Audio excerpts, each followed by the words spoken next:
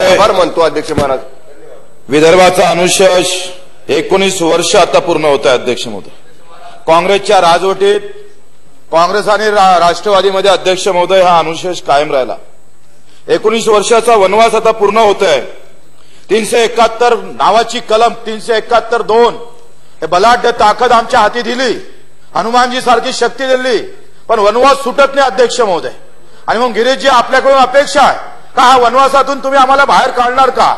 निवड अमरावती विभागाचा अनुशेष पाहिला तर 2,32,23,705 हेक्टरचा अध्यक्ष महोदय, 2 लाख हेक्टरचा अध्यक्ष महोदय आपण पाहतोय का? याच्यासाठी पंचवार्षिक योजना आपण राबवली, अनुशेष पंचवार्षिक योजना आपण राबवली 2010 ते 15।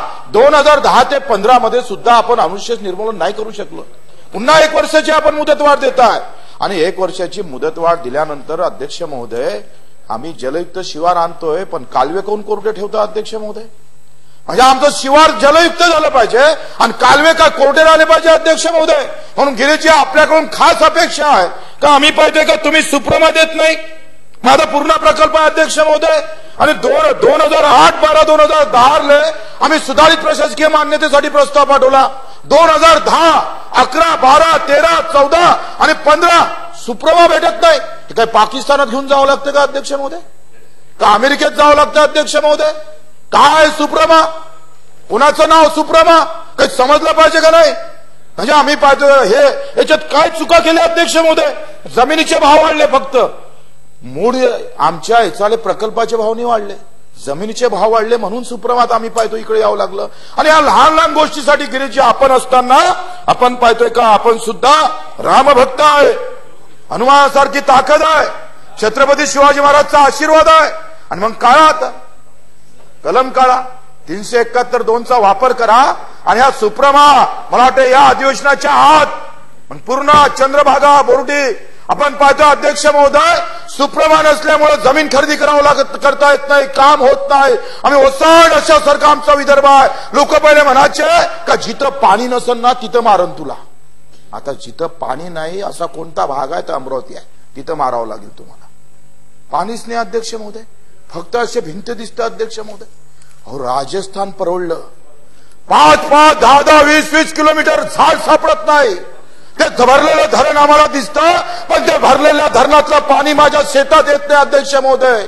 एका पाण्याला आमचं पीक चाललं जातं आणि इकडे भरलेलं धरण फक्त आम्हाला खुणवतंय अध्यक्ष महोदय, आमच्या आत्महत्येला खुणवतंय। धरणातलं पाणी कालव्यात नाही आलं अध्यक्ष महोदय अजून, का बरं येत नाही अध्यक्ष महोदय?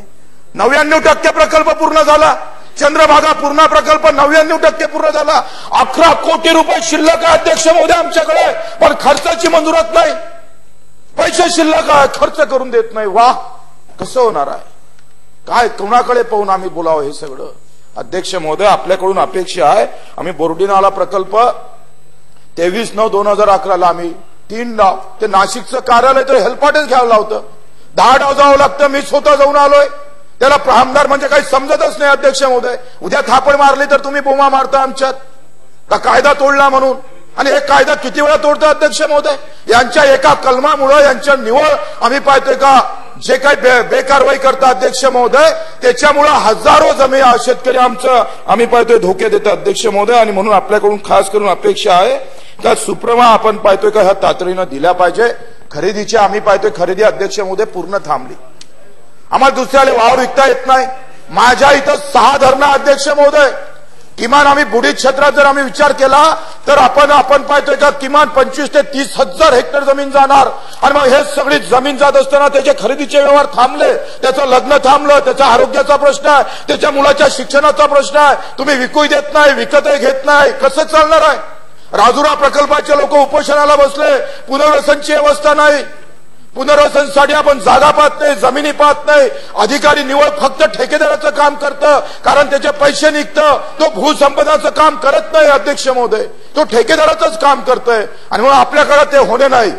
आपण या संदर्भात तातडीनं आदेश द्या का पहिले भूसंपादनाचं काम, त्याचं पुनर्वसनाचं काम आणि मग ठेकेदाराचं काम, अशा भूमिका सुद्धा आपण निभावल्या पाहिजे। कारण ठेकेदाराचा पैसा आणला तर तो मंत्रालयासमोर फिरून फारून काय करायचं तो करतं, पण आमचा शेतकरी कुठे येईल अध्यक्ष महोदय?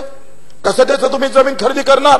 भूसंपादन कायदा आपण आणला, भूसंपादन कायदा असताना आपण पाहतोय का महाराष्ट्र शासन भूमी अधिग्रहण कायद्यामध्ये आपण फक्त एकच पट दिलं, म्हणजे केंद्रानं आम्ही पाहतो का दुप्पट 4 पटचे भाव देण्याचं कबूल केलं. जर तुम्ही 1 लाखाची जमीन असाल तर त्याची जमीन 4 लाख रुपये विकत घेतली पाहिजे, चौपट आपण त्याला जमिनीचे भाव दिले पाहिजे. आणि तुम्ही कायद्यामध्ये हे दुरुस्ती करणं आवश्यक आहे अध्यक्ष महोदय.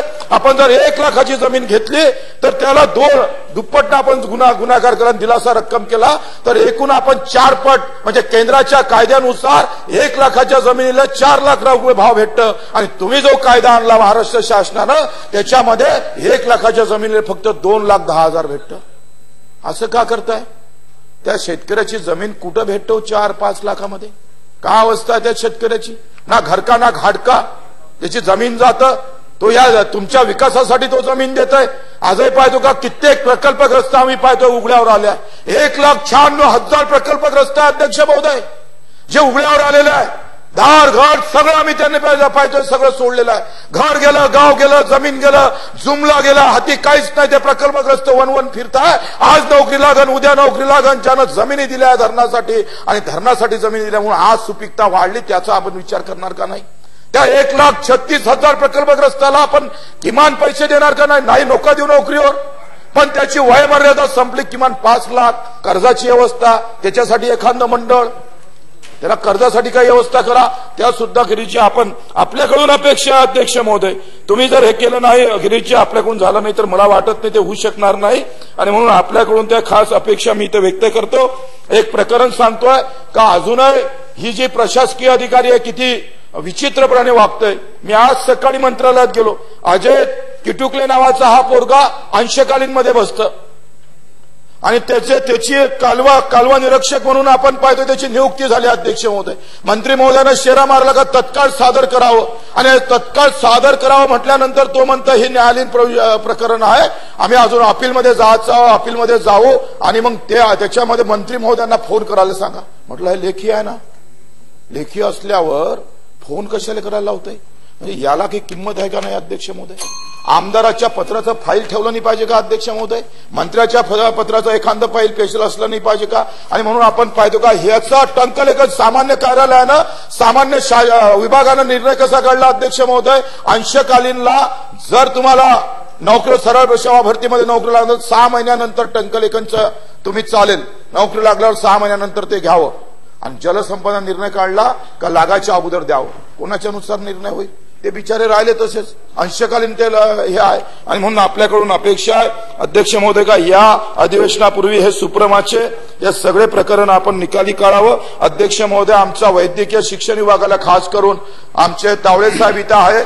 आम्ही मेळघाटच्या पायथ्याशी आम्ही राहतोय. अर्धा मेळघाट माझा मतदारसंघ आहे आणि अमरावती जिल्ह्याला एकही शासकीय वैद्यकीय महाविद्यालय नाही आहे, एकही शासकीय वैद्यकीय महाविद्यालय नाही. म्हणून आपल्याकडून अपेक्षा आहे मेळघाटचं कुपोषण, तिथले असणारी सगळी गर्दी जर थांबवायची असन, रुग्णालयातले बेहाल थांबवायचे असन, अजूनही साधं पाहतो गर्भाशयाचं ऑपरेशन करायचं असलं तर जिल्हा स्त्री रुग्णालयामध्ये 3-3 महिने थांबावं लागतं. 4थ्या महिने ऑपरेशन होत आहे. सगळं मोल मजुरी सगळं डुबतं. म्हणून एक शासकीय वैद्यकीय महाविद्यालय आमच्या अचलपुरात दिलं तर फार आमच्यावर उपकार होईल.